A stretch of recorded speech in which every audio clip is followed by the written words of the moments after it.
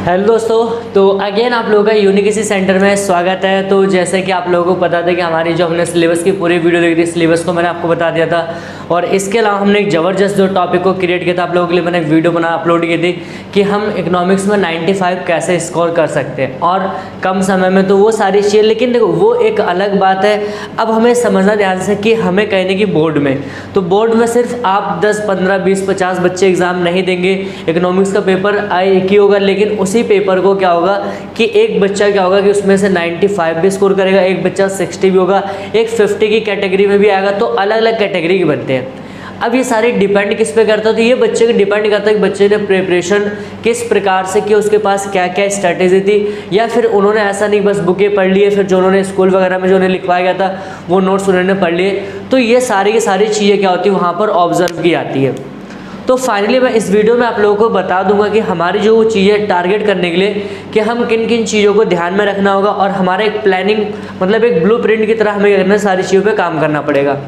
तो इस वीडियो में मैं आप लोगों को स्पेशली बताने वाला हूँ कि हमारी जो 12th क्लास की जो इकोनॉमिक्स है, दो बुकें हैं, एक आपका मैक्रो इकोनॉमिक्स है, दूसरा आपका इंडियन इकोनॉमी। क्या कह रहा हूँ, एक मैक्रो इकोनॉमिक्स है, दूसरा इंडियन इकोनॉमी।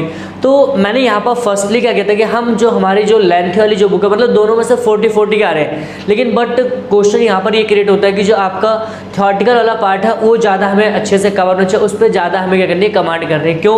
क्योंकि उसमें पूरी की पूरी जो राइटिंग सेक्शन होता है, आपको उसमें न्यूमेरिकल का एक भी क्वेश्चन नहीं मिलेगा, और सारा का सारा आपको करना पड़ेगा, वहाँ पर लिखना पड़ेगा। तो अब हमें ये समझना ध्यान से कि आखिर उसमें भी आपके जो मैंने सिलेबस बता दिया, तो ऑलरेडी मैंने यहाँ पर लिख रखा है कि हमारे चैप्टर नंबर 10 आ रहा है, 11 आ रहा है, 12 और 13 आ रहा है, 4 चैप्टर आ रहे हैं, लेकिन ये 4 चैप्टर आपके 40 मार्क्स से कवर होंगे। तो अब यहाँ पर हमें समझना है कि कैसे कैसे इसको चीज़ें क्रिएट हो रही है यहाँ पर, और यहाँ पर हम नोट्स। तो फाइनली इस वीडियो में आप लोगों से बस बात ये करूँगा कि जो इंडियन इकोनॉमी होती है उनके नोट्स कैसे हम प्रिपेयर करें, और फिर उनको हम अपने एग्जाम के दौरान कैसे यूज़ कर सकते हैं, ये होगा। बट यहाँ पर अब आप लोगों को सबसे पहले समझना नोट्स का मतलब क्या होता है। तो यहाँ पर आपने जैसे कि आपने चैप्टर देखा होगा 10, वो भी काफ़ी लेंथी चैप्टर है, काफ़ी बड़ा चैप्टर है, 11 भी काफ़ी लंबा चैप्टर है, और 12 और 13 भी मतलब काफ़ी बड़े बड़े चैप्टर है। तो नोट्स का मतलब आप लोगों को ये नहीं कि अगर मान लेते कि बुक के अकॉर्डिंग आपका जो एक चैप्टर है वो आपका 6 पेज का, और आप क्या कर रहे हो नोट्स जो बना रहे हो वो क्या हो रहा है आपका 8 पेज का बन रहा है, तो ये नोट्स का मैटर मतलब इसे आप नोट्स नहीं कह सकते हो। नोट्स का मतलब क्या होता है कि आप एक शॉर्ट ट्रिक अपनाना है कि उस पूरे की मतलब ऐसे कोई कीवर्ड्स, ठीक, ऐसे कोई की टर्म्स जिससे पूरे पूरे चैप्टर की डिटेल हमें क्या हो जाए, ऑन द स्पॉट क्या मिल जाए, मतलब कम समय में। और अगर हम वही क्या कहते हैं कम समय में उसको 2 से 3 बार हम उसको रिवाइज कर लें। तो ये सारे के सारे जो टॉपिक होंगे हम इसी में देखेंगे कि इस वीडियो में हम कैसे कैसे हम अपने मतलब जो इंडियन इकोनॉमिक डेवलपमेंट होती है, भारतीय अर्थव्यवस्था का विकास, उसके नोट्स को कैसे प्रिपेयर कर सकते हैं, और चैप्टर वाइज हमें देखना है। जो हमारे सेकंड टर्म के चैप्टर आ रहे हैं, तो मैं फाइनली क्या होता है कि बस वही चैप्टर को टारगेट कर रहा हूँ कि हम उस चैप्टर के कैसे कैसे नोट्स टाइम। बट आप लोग याद रखिए कि अगर इस वीडियो को देखने से पहले अगर आप लोगों ने इन चैप्टरों को डिटेल में नहीं पढ़ा है, तो आप लोग क्या करिए कि हमारे चैनल पे जाके वहाँ पर प्लेलिस्ट को चेक करिए, और प्लेलिस्ट को चेक करने के बाद वहाँ पर सारे के सारे जो चैप्टर होंगे आप उसको सीक्वेंस वाइज आप देख सकते हैं। तो यहाँ पर हमें बात करते हैं, पहला जो चैप्टर नंबर आ रहा है रोजगार एवं बेरोजगारी, ये हमारा चैप्टर आ रहा है। अब ये और सारी मैंने सिलेबस बता रही है कौन से चैप्टर कितने मार्क्स के आ रहे हैं, वो सारी चीज़ आपको समझना ध्यान से टोटल। तो अब देखो यहाँ पर अगर हम बात करें जैसे कि जो आपको यहाँ पर पहला करें कि रोजगार और बेरोजगार, इस चैप्टर को आपने देखा यहाँ पर ऑलरेडी क्या रही, 2 टर्म्स यूज आ रही है, रोजगार और बेरोजगारी। अब पहले तो आप लोगों को इस चैप्टर के बारे में पूरा 1 से 2 बार आपको चैप्टर रीड करना आना चाहिए। आपने रीड किया होगा, अच्छी बात है। अगर नहीं किया तो पहले आप रीड करें, तब उसके जाके क्यों, क्योंकि जब 2-3 बार आप उसको पढ़ लोगे तब जाके उसका नोट्स बनाने में एक अलग ही मज़ा आता है। अब नोट्स कैसे प्रिपेयर करेंगे, तो आप इस चैप्टर को पूरा एनालाइज करोगे, इस चैप्टर में क्या क्या चीज़ें बात हुई है। तो अब देखो बात होती है डायरेक्ट, यहाँ पर पहले कुछ आपको टर्म्स मिलेंगे पढ़ने के लिए। अगर हम बात करें कुछ टर्म्स की, मतलब कुछ परिभाषाएं हमें मिलेंगी पढ़ने के लिए, वो परिभाषा आपको याद करना पड़ेगा कौन कौन सी परिभाषा होती है। जैसे कि अगर मैं यहाँ पर बताऊँ, ठीक है, अगर हम यहाँ पर बताऊँ कि श्रमिक किसे कहते हैं, ठीक है, ये होगा। अब इसी में क्वेश्चन उठता है कि श्रमिक के प्रकार कौन कौन से होते हैं, तो प्रकार हमने पढ़े थे, समझना ध्यान से, प्रकार हमने पढ़े थे। मतलब श्रमिक होता है एक स्वनियोजित होता है, ठीक है, एक क्या होता है स्वनियोजित, दूसरा क्या होता है आपका मतलब भाड़े के मजदूर, क्या होता है एक स्वनियोजित, दूसरा भाड़े के मजदूर, और उनके बारे में आपको डिटेल में पढ़ना पड़ेगा। तो ये आपका एक टॉपिक आ रहा है कि आपको इस चैप्टर में क्या पढ़ना है, पहले श्रमिक के बारे में जानना है और श्रमिक के क्या प्रकार पढ़ने होंगे।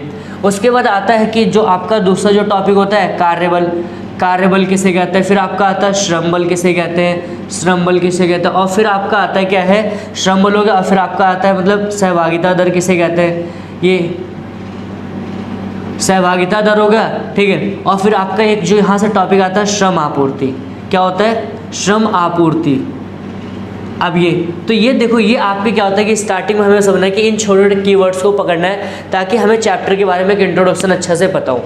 क्यों, अब यहीं से आपके क्वेश्चन आपके जैसे पूछाएंगे कि क्या मतलब जो मतलब आप कह सकते हो नियोजित और आपका क्या होता है कि जो मतलब भाड़े के मजदूर, उनके बीच में क्या डिफरेंस होता है, ठीक है। और ये हो गया, तो मतलब आपको पहले ही करना है कि मतलब इस चैप्टर में से कुछ परिभाषाएं पढ़नी है। परिभाषा मतलब क्या, श्रमिक किसे कहते हैं, कार्यबल किसे कहते हैं, नियोजित मतलब स्वनियोजित किसे कहते हैं, भाड़े के मजदूर किसे कहते हैं, श्रम बल किसे कहते हैं, कार्यबल और सहभागिता दर और आपका श्रम आपूर्ति। तो ये क्या आपको पढ़ना है इस चैप्टर के बारे में, डेफिनेशन के तौर पर पढ़ना है, ठीक है। अब यहाँ पर जैसे कि सहभागिता दर वगैरह आपको पता होगी, अगर नहीं दिखा तो आप लोग डिटेल में देख सकते हो। इसके अलावा कि आप दूसरा इसमें आप टारगेट, अब यहाँ से अगर हम क्वेश्चन करें, यहाँ से हमारे जो क्वेश्चन निकल के आ रहे हैं 1 से 2 मतलब 1 से 2 नंबर के निकल के आ रहे हैं, तो ये हमारा बेसिक हो गया। अब इसके अलावा अगर हम देखें थोड़ा सा, अगर बड़े नंबर के क्वेश्चनों की बात करें, अगर यहाँ पर हम बात करें बड़े नंबरों की, तो बड़े नंबर के क्वेश्चन कौन सा निकलेंगे यहाँ पर, तो यहाँ पर हमारे होते हैं कि क्षेत्र, मतलब रोजगार के क्षेत्र का हम बात करें, यहाँ पर क्या है, रोजगार के क्षेत्र क्या है, रोजगार। अब रोजगार के क्षेत्र हमने यहाँ पर 2 पढ़े होंगे, एक जैसे कि आपने पढ़ा औपचारिक क्षेत्र, औपचारिक, ठीक है, औपचारिक क्षेत्र, दूसरा आपने पढ़ा होगा अनौपचारिक, ठीक है, क्या, अनौपचारिक क्षेत्र। तो अब यहाँ पर आपको याद होना होगा, समझ में आना होगा कि औपचारिक और अनौपचारिक क्षेत्र में क्या क्या चीज़। अब देखो ये जो क्वेश्चन आपका बनता है ये आपका 3 से 4 मार्क्स का होता है, क्या होता है, ये 3 और 4 मार्क्स का होता है, ठीक है। अब फिर यहाँ से जो दूसरा आपको क्वेश्चन यहाँ देखो, मतलब क्या क्या टॉपिक करना है, पहले आपको डेफिनेशंस के लेने, कुछ डेफिनेशंस आपके हो गए, दूसरे करने की जो बड़े से 3 से 4 नंबर के क्वेश्चन आते हैं, और ये अब जैसे कि अब आप 4 से 5 नंबर में क्वेश्चन कह सकते हो, क्या, 4 से 5 नंबर में। अब 4 से 5 नंबर में क्या होता है कि बेरोजगारी के प्रकार पूछे जा सकते हैं आपको, बेरोजगारी के प्रकार। अब देखो बेरोजगारी के प्रकार में भी इसमें मैंने बहुत सारे पढ़ा रखे कि जैसे ग्रामीण क्षेत्र में बेरोजगारी हो गई, शहरी क्षेत्र में बेरोजगारी हो गई, ठीक है, या फिर हमने जैसे पढ़ा होगा अदृश्य बेरोजगारी हो गई, ठीक है, संरचनात्मक हो गई, संघर्षात्मक हो गई, चक्रीय बेरोजगारी हो गई, ठीक है। तो ये सारी क्या आती है, बेरोजगारी प्रकार। तो जहाँ से आपका 3 से 4 नंबर के क्वेश्चन यहाँ बनेंगे, ठीक है।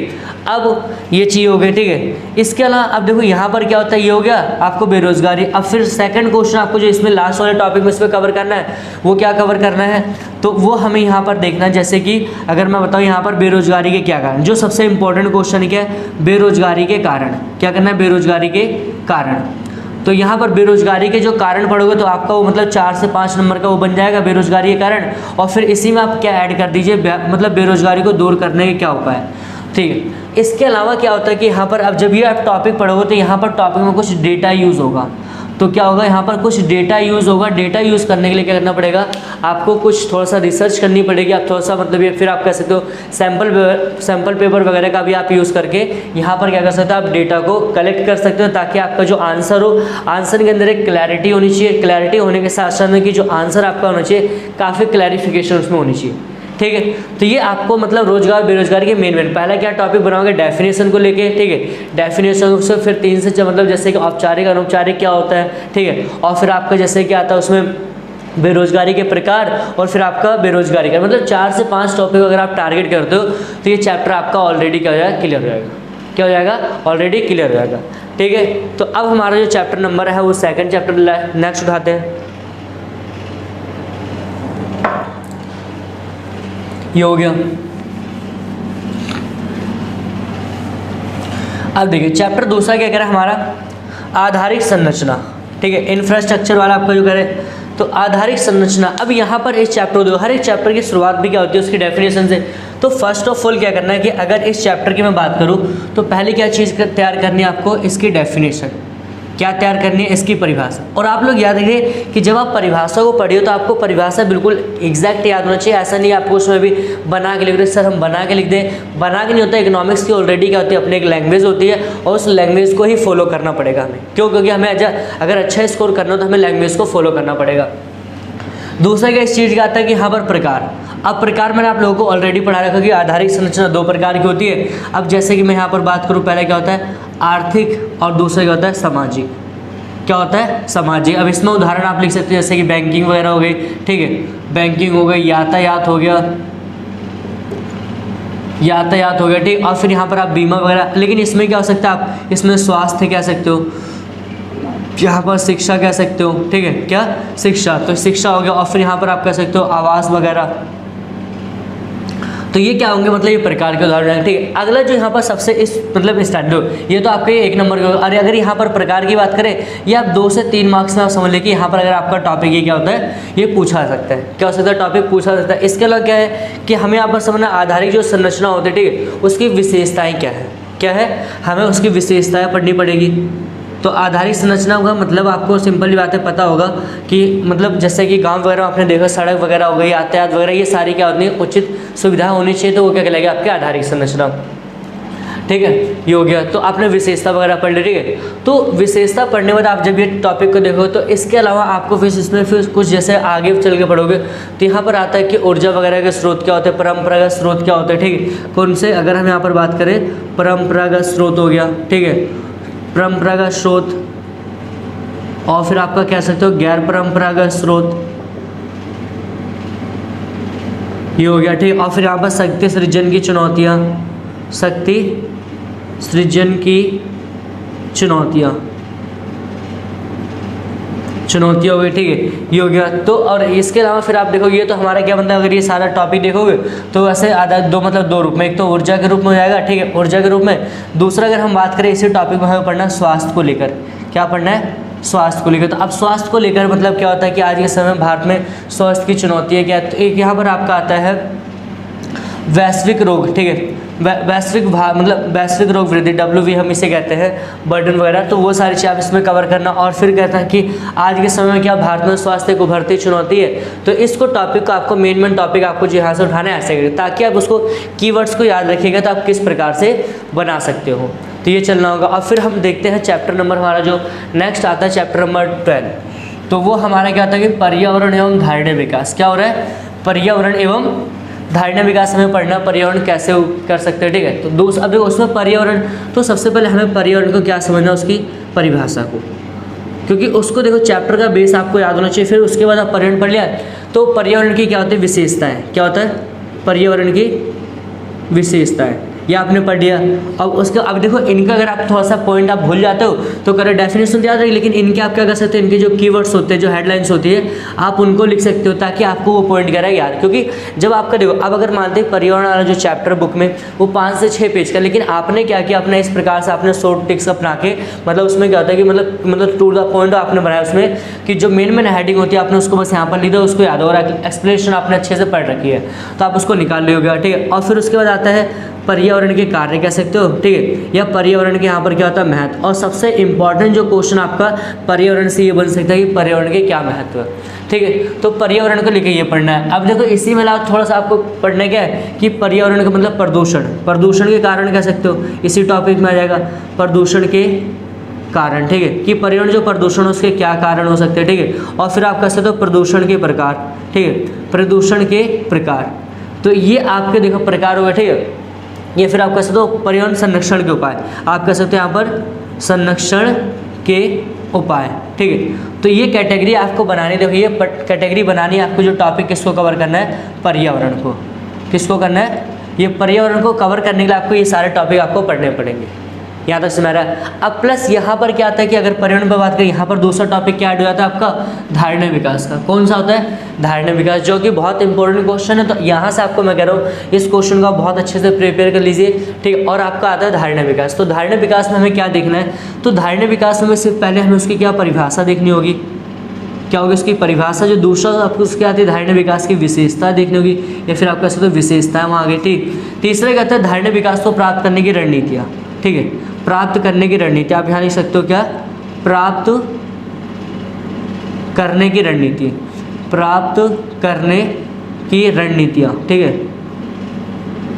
ये तो ये हो गया, मतलब ये आपका 3 का 3 टॉपिक जो, और यहाँ से आपका अगर ये 2 क्वेश्चन का है, ये 2 क्वेश्चन क्या होता है, बहुत इंपॉर्टेंट है। मतलब कि इस चैप्टर में जो हमें पूरे को पूरे क्वेश्चंस को कवर करना होगा, उसके तो क्या करना पड़ेगा, एक पर्यावरण के कार्य महत्व पर ध्यान देना होगा, और एक उसकी धारणीय विकास की विशेषता है, और उसके मतलब प्राप्त करने की। ये क्वेश्चन जो आपके पेपर में सिलेक्टेड होते हैं, और जो CBSE की जो मतलब CBSE वगैरह जो मतलब सैम्पल वगैरह डिज़ाइन करती है, तो लगभग यहीं से सिलेक्टेड टॉपिक दिए जाते हैं। तो ये हमारा क्या था, पर्यावरण को लेकर।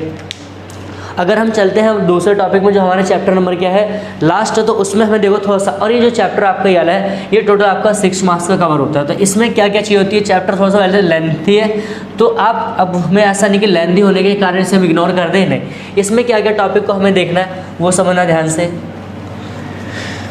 अब देखो भारत पर, तो सबसे पहले तो इनके बारे में आपको पहले अगर हम यहाँ पर बता क्या समझना है कि इनके तीनों के बारे में क्या आपको इंट्रोडक्शन पता होना चाहिए, ठीक है। मतलब अगर आपको हम बात करें यहाँ पर तीनों का परिचय याद होना चाहिए, परिचय। अब परिचय में आपको क्या क्या चीज़ याद करनी है, अगर हम बात करें यहाँ पर तीनों के बारे में, ठीक है। परिचय का मतलब कि तीनों देश स्वतंत्र कब हुए थे, ठीक है, ये हो गया। और दूसरा कि इन्होंने मतलब जैसे कि पंचवर्षीय योजनाएं कब अपनाई थी, पंचवर्षीय योजनाएं कब अपनाई थी, ये हो जाएगा, ठीक है। और पंचवर्षीय, और फिर इन्होंने आर्थिक विकास मतलब अपने देश की ग्रोथ करने के लिए आर्थिक विकास की प्रक्रिया को, मतलब ये तो आपको तीनों देशों के बारे में क्या करना पड़ेगा, इंट्रोडक्शन। मतलब यहाँ पर आप अगर पढ़ोगे जैसे कि ये दोनों टॉपिक है, तो आपको इंडिया का भी पढ़ना पड़ेगा, ठीक है, इंडिया का पढ़ना पड़ेगा, प्लस में आपको चाइना का पढ़ना पड़ेगा, और प्लस में आपको क्या पढ़ना पड़ेगा, पाकिस्तान का क्या पढ़ने का, ये तो इन तीनों का इंट्रोडक्शन, ठीक है। मेन अब यहाँ तक हो गया। अब थोड़ा सा इसके बाद आपको जो यहाँ पर अगला टॉपिक को टारगेट करना है, तो इनके बारे में आपने परिचय पढ़े। अब उसके बाद आपको टारगेट करना है कि जीडीपी। तो जीडीपी में आपको दो मतलब एक होता है कि इनकी मतलब जीडीपी कितनी है, ठीक है। आप इसको थोड़ा सा डेटा गूगल पे, आप गूगल से उठा सकते हो, फिर आप कहीं से भी कर सकते हो। तो इनकी जो होगी जीडीपी के बारे में आपको थोड़ा सा कवर करना पड़ेगा, इनकी करंट जीडीपी, ठीक है, आपको याद होना चाहिए। और इनका क्या होता है कि ग्रोथ रेट के बारे में आपको पता होना चाहिए, क्या होना चाहिए, ग्रोथ रेट, ठीक है, मतलब इनकी जो जीडीपी किस रेट से बढ़ रही थी, ये सारे टॉपिक इसमें कवर करने हैं, ठीक है। और फिर उसके बाद क्या आता है कि आपका जो यहाँ पर टॉपिक बनेगा उसके बाद, ठीक है, इनके स्वास्थ्य को लेकर देखना कि मतलब तीनों के मामले में, मतलब तीनों देशों का जो स्वास्थ्य हेल्थ सेक्टर वो किस तरह से काम करता है, स्वास्थ्य क्षेत्र, ठीक है, ये हो जाएगा। और फिर एक आता है मानव विकास सूचकांक, मतलब जिसको हम कहते हैं HDI, क्या कहते हैं, HDI मतलब ह्यूमन, आप कह सकते HID मतलब हाँ ह्यूमन डेवलपमेंट इंडेक्स, ये कह सकते हो मानव विकास सूचकांक, ठीक है। तो ये क्या होगा इनके बारे में, जिसके बारे में आपको जन्म दर, मृत्यु वगैरह के बारे में पढ़ना पड़ेगा। बट लेकिन यहाँ पर ये सारे के सारे क्या करना पड़ेंगे। इसके अलावा अगर हम बात करें कुछ चीन की पॉलिसीज होती है, जो चाइना के बारे में अगर हम बात करें यहाँ पर चाइना के टॉपिक को, क्योंकि मतलब भारत और पाकिस्तान के तो लगभग नॉर्मली तो उन्हें ज़्यादा कोई नहीं अपनाता। अगर आपने भारत की बात करोगे तो आप लोगों ने ऑलरेडी मैंने आपको पढ़ा रखा है LPG वाला प्लान, क्या पढ़ा रखा है, LPG वाला। लेकिन चाइना के बारे में आपको क्या पढ़ना पड़ेगा यहाँ पर, फर्स्ट ऑफ ऑल आपको सबसे पहले यहाँ पर चाइना के समझना है ग्रेट लीप फॉरवर्ड क्या था।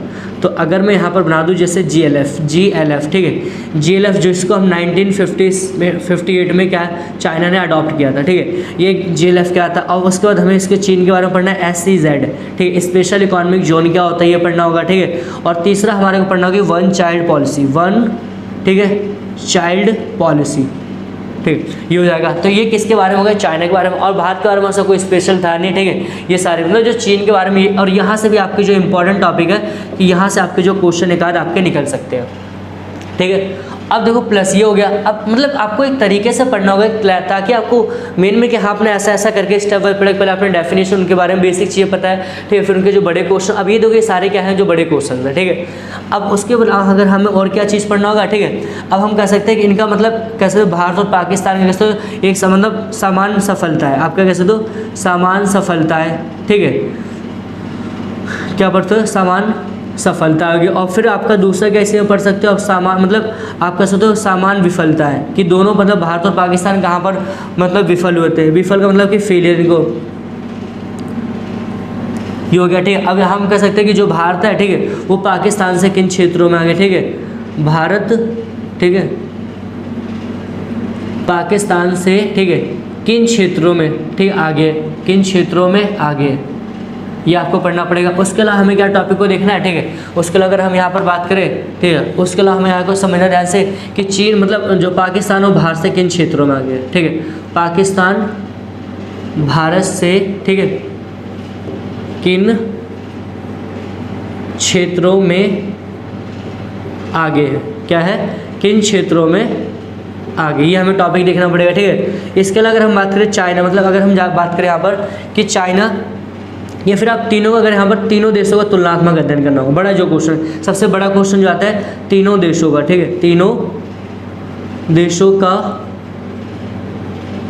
तुलनात्मक अध्ययन, क्या करना है, तुलनात्मक अध्ययन। अब देखो तीनों देशों का तुलनात्मक अध्ययन करने के लिए आपको कितने 3 से 4 पॉइंट आपको क्रिएट करने पड़ेंगे, ठीक है। कौन सा, पहला आपका कह सकते हैं यहाँ पर GDP को लेके, ठीक है, क्या करना है जीडीपी को लेके, फिर उसके बाद आपको बात करना है यहाँ पर रोज़गार को लेके, फिर आपको बात करना है यहाँ पर एच डी आई को लेके, एच डी आई क्रम को लेके यहाँ पर बात करनी। तो ये जो आपके बड़े जो क्वेश्चन आपके यहाँ से मतलब आपको 5 से 6 नंबर के क्वेश्चन आपके यहाँ से उठ सकते हैं। तो फाइनली क्या था कि हमारा जो इतना स्ट्रैटेजी कि हमें नोट्स कैसे हर एक चैप्टर के इंडियन इकोनॉमी के प्रिपेयर करना है। तो आई होप कि आपको वीडियो समझ में आ रही होगी कैसे कैसे बनाना होगा। तो आप लोग इसको घर पे भी आप अपना ट्राई करिए कॉपी लेके, क्योंकि अभी आपके पास एग्जाम के थोड़ा सा समय है, इसमें आप कर सकते हो। क्यों? क्योंकि अब देखो जब आप ऐसे पढ़ोगे तो इससे क्या होता है आप लोगों के पास अच्छा टाइम होगा, आपका रिवीजन अच्छा होगा। ठीक है, तो आई होप कि आपको वीडियो अच्छी लग रही हो। अगर आप लोगों को कोई डाउट्स हो तो आप कमेंट सेक्शन में डाउट करिए, मतलब कमेंट करिए, और आप वीडियो को लाइक करिए, ज़्यादा मतलब शेयर करिए और चैनल को सब्सक्राइब करना ना भूलें। Thanks for watching this video.